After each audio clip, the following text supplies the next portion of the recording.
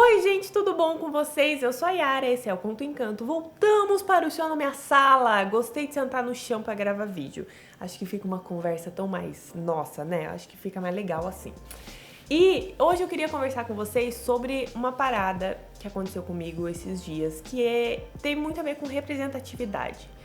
Yara, você já falou sobre isso no Conto Encanto? Sim, eu já falei sobre representatividade no Conto Encanto, só que eu nunca tinha vivido a representatividade. E 2 livros que eu li nos últimos tempos me trouxeram isso à tona e...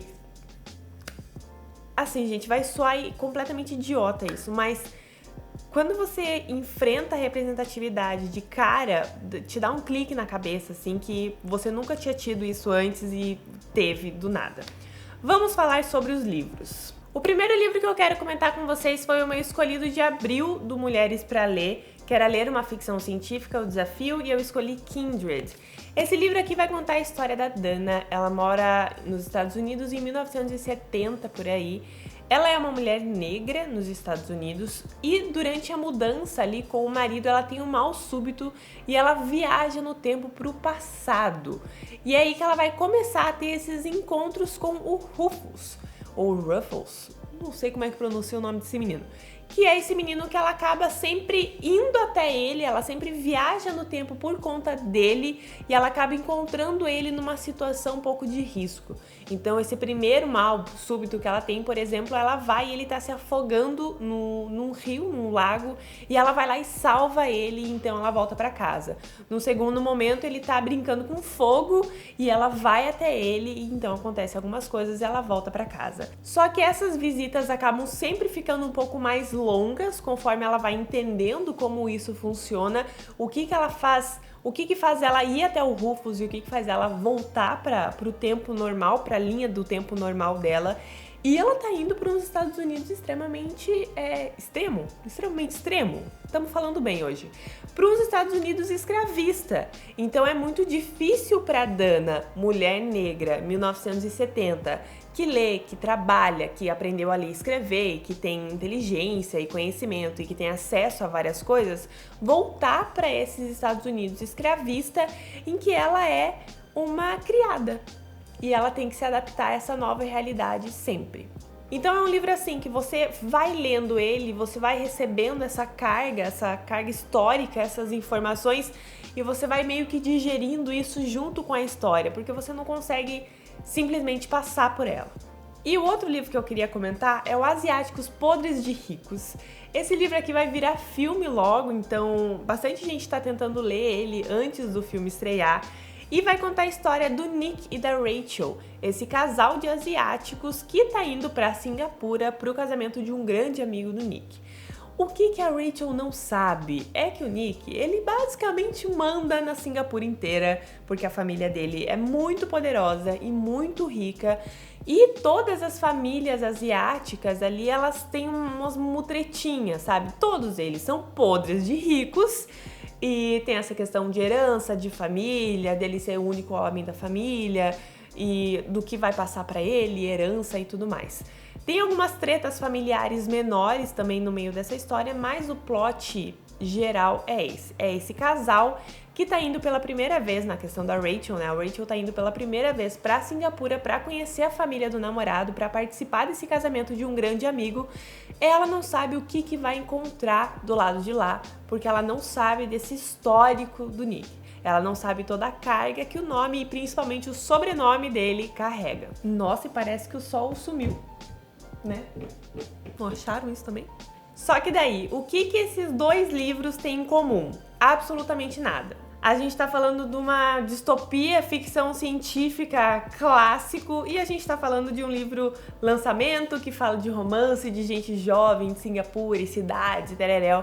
Então as histórias não tem nada a ver uma coisa com a outra. O que aconteceu enquanto eu estava lendo esses 2 livros? No meio da leitura, teve algum ponto da leitura, Asiáticos Podres de Rico eu ainda tô lendo, ainda não terminei esse livro aqui. Mas no meio da leitura, teve um ponto ali que eu pensei, não tô gostando?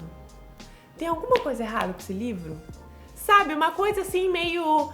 A história tá ok, o livro tá ok, tá tudo certo. O que tem de estranho aqui que eu tô me sentindo que eu não tô gostando dessa história, que eu tô sentindo que tem alguma pecinha fora do baralho, que tem alguma coisa não dando certo. Aí, a Di, lá da Companhia das Letras, postou uma lista no Twitter sobre personagens asiáticos e como a gente sempre define o personagem asiático como o personagem asiático. Esses personagens, eles não têm personalidade, eles não são engraçados, legais, gostam de comer arroz e feijão. Não, eles são coreanos. E só. É isso que eles são, e a gente aceita isso como parte da personalidade daquele personagem sem ir muito a fundo.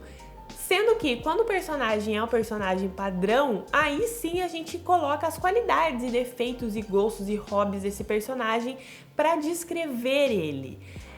Aí me caiu a ficha, gente.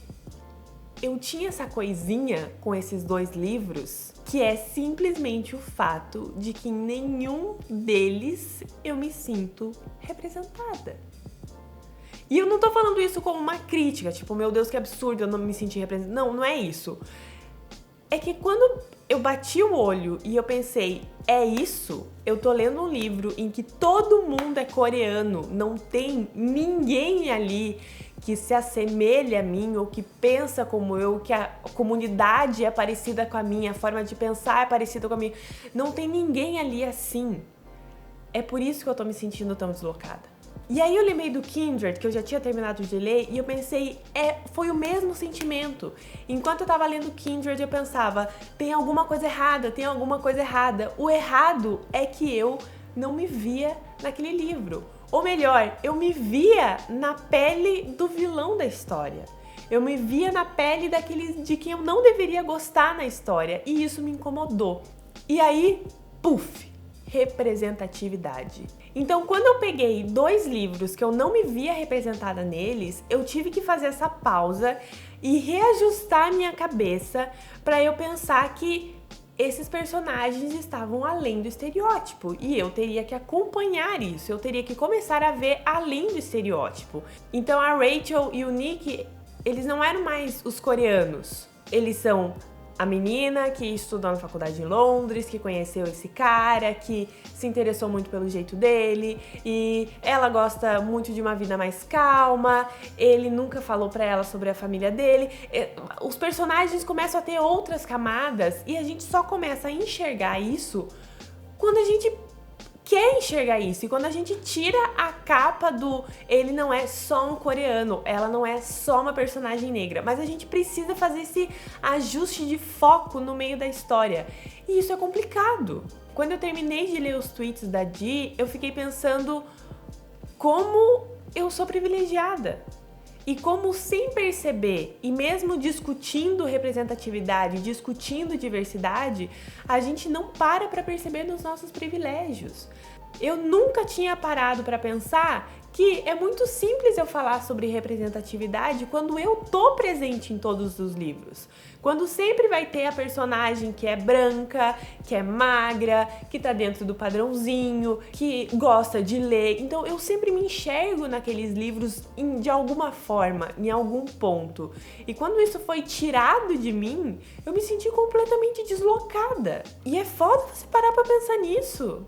Você parar pra pensar que esse sentimento que eu achei ruim lendo 2 livros, às vezes é o sentimento de muita leitura de muita galera por aí. Então, gente, o que eu queria dizer pra vocês é procurem isso daqui.